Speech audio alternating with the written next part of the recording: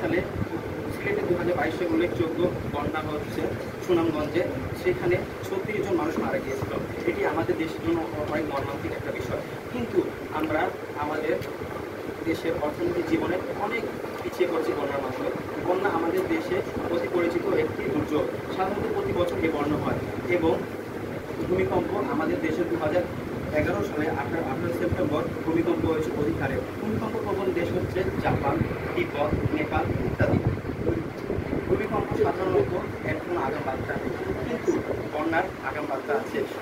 আমরা বিভিন্ন উপকূলীয় অঞ্চলে বাঁধ নির্মাণ করতে পারি, আমরা মাথা করতে পারি। বন্যা প্রকল্প হওয়ার আগে আমরা শুকনা খাবার, চিড়ি, মুড়ি ইত্যাদি ফুড আমরা সংগ্রহ করতে পারি।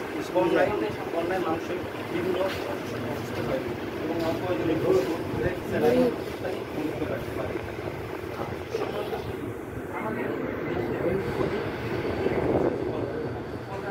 আমাদের জীবনের ভূমিকা রাখে।